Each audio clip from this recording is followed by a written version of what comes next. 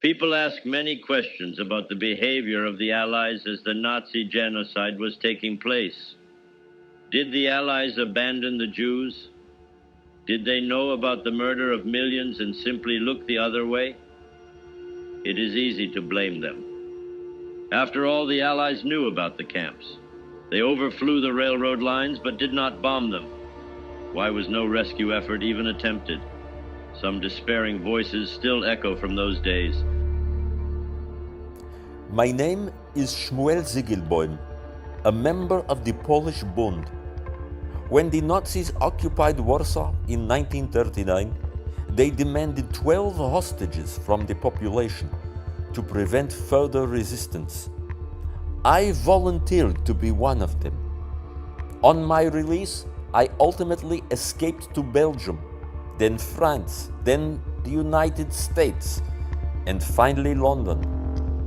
I spoke on BBC radio concerning the fate of the Jews of Poland, declaring it will actually be a shame to go on living if steps are not taken to halt the greatest crime in human history. Obviously, there remain serious questions. When did the Allies know? Did we have the capability of rescuing the victims? Were the Allied governments, including the U.S. government, anti-Semitic?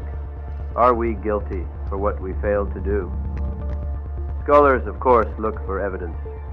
We have, for example, the records book of the OSS, the forerunner of the CIA. It reveals no sympathy toward the Jewish people, but no animosity either. The American intelligence community concluded that Jews are the most talented people on earth, that the anti-Semitic tractate called the Protocols of the Elders of Zion was a fabrication, but that Jewish immigration to the United States should nonetheless be restricted. The British government is another example. An argument can be made that Britain did nothing, not because the government was anti-Semitic, but because it was afraid of certain elements among the British population that wanted to turn England fascist. There was the Fabian Society, a progressive association of writers and thinkers, including George Bernard Shaw and H.G. Wells. They were sympathetic to the concept of eugenics, wanting to determine the course of future human evolution, and even to the Nazis. George Bernard Shaw actually stated that Nazism is an understandable reaction to Judaism. Prime Minister Neville Chamberlain was personally worried about the masses, not to let them get out of control, as in Germany. The government knew that if World War II were presented as a campaign to rescue the Jews of Europe, the anti-Semitic and anti-democratic forces at home might make the war very difficult to win. That is because victory in any war requires consensus on the part of its home population. It doesn't make the British government anti-Semitic simply because it recognized the ugly forces at home that it was dealing with. Still, the results for the Jews were catastrophic. In May 1939, Britain succumbed to Arab pressure, stemming from the Grand Mufti of Jerusalem, Hajj Amin al-Husseini, who was a personal ally of Hitler. Consequently, Britain approved the Malcolm MacDonald White Paper, almost shutting off Palestine to Jewish immigration. With the outbreak of World War II in September, Britain completely closed its doors to Jewish immigration. Back in America, there were similar concerns that rescue actions on behalf of the Jews might inflame anti-Semitism in the heartland and damage consensus for the war effort. In June 1944, the Jewish Agency in America demanded that Auschwitz and the railroad lines leading to it be bombed. But since January of that year, the policy of the combined Chiefs of Staff in Washington had been to concentrate on military targets only. Auschwitz was considered civilian, and America rejected the proposal. A parallel demand was made of the British by the Jewish Agency for Palestine. American planes were already bombing Germany, and targets near Auschwitz had already been hit. I personally favored bombing Auschwitz and the railroad lines, but my demands that the bombings be executed were sabotaged by the Foreign Office and the Air Ministry. Does that make me or my government anti-Semitic? Concerning the concentration camps, I later wrote to the Foreign Secretary on July 11, 1944, stating this: all concerned in this crime who may fall into our hands, including the people who only obeyed orders by carrying out these butcheries, should be put to death. That may sound fine after Germany's defeat, but as long as the war was going on, the Jews were in a complete trap from all sides. They were caught between Hitler on the one hand and the Allies on the other. We might think that the harder the Western powers fought Hitler, the better it would be for the Jews of Europe. But if the Allies had actually taken rescue action on behalf of the Jews, it would have worked against the very Jews they were trying to save. That's because Hitler saw the Jews as responsible for all Allied action against Germany. As far as he was concerned, the Jews were directing an international conspiracy.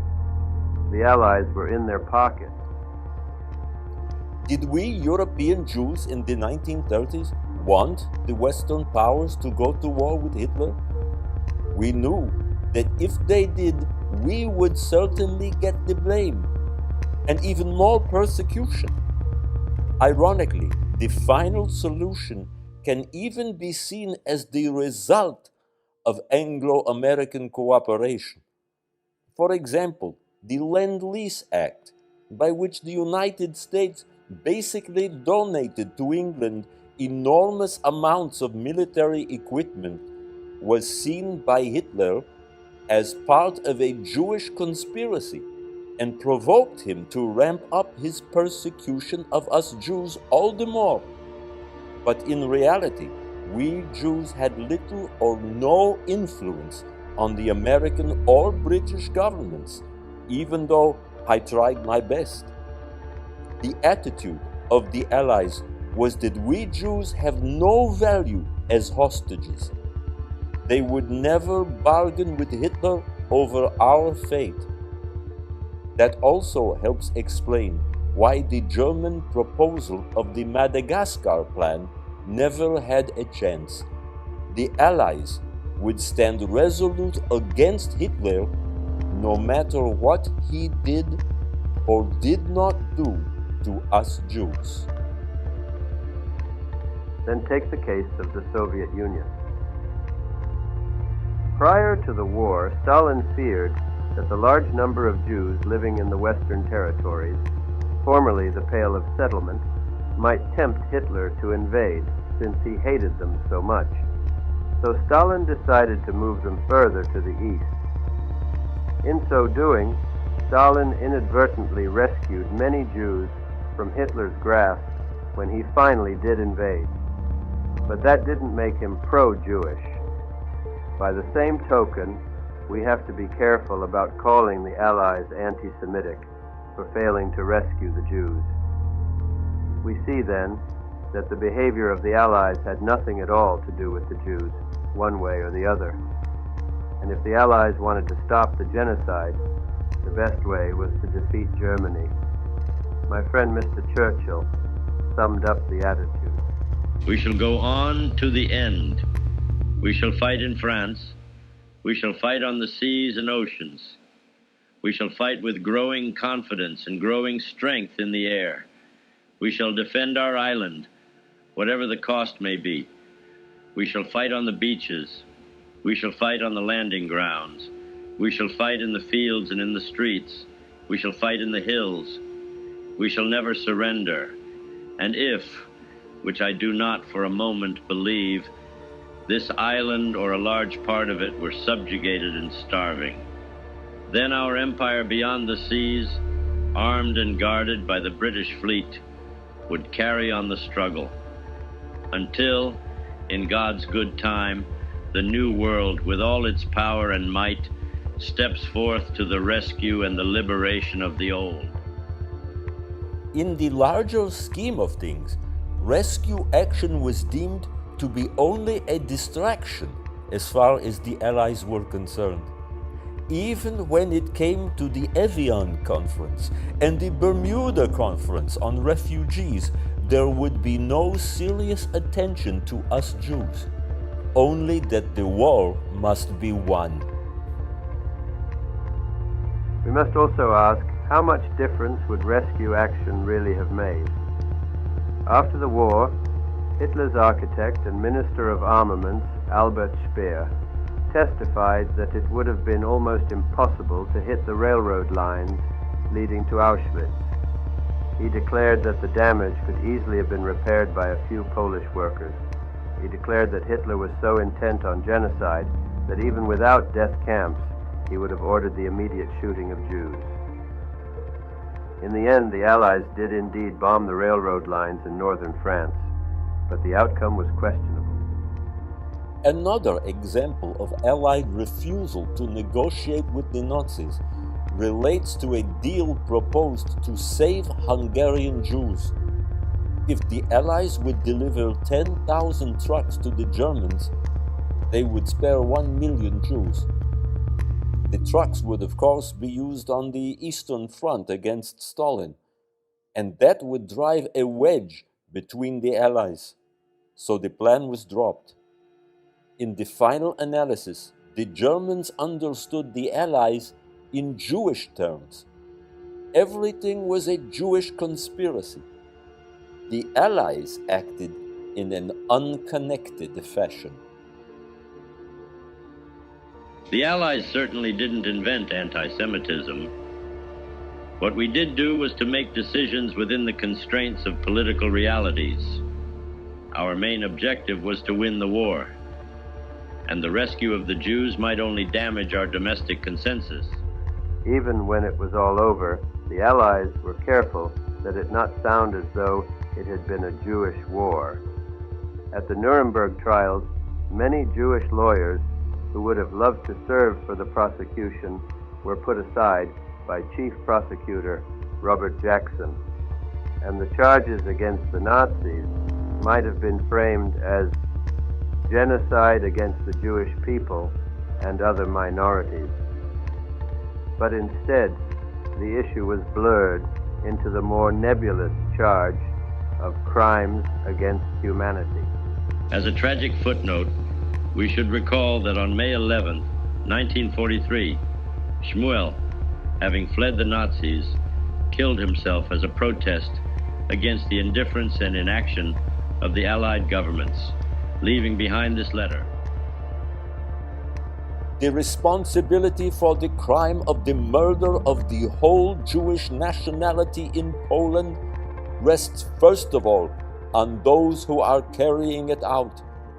But indirectly, it falls also upon the whole of humanity, on the peoples of the Allied nations and on their governments, who up to this day have not taken any real steps to halt this crime. By looking on passively upon this murder of defenseless millions of tortured children, women, and men, they have become partners to the responsibility. I cannot continue to live and to be silent while the remnants of Polish Jewry, whose representative I am, are being murdered. My comrades in the Warsaw Ghetto fell with arms in their hands in the last heroic battle.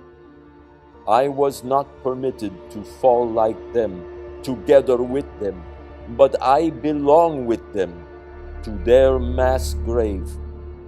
By my death, I wish to give expression to my most profound protest against the inaction in which the world watches and permits the destruction of the Jewish people.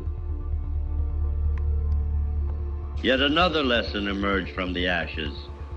Don't expect the nations of the world to look after the Jewish people. In the final analysis, the Jewish people must look after themselves.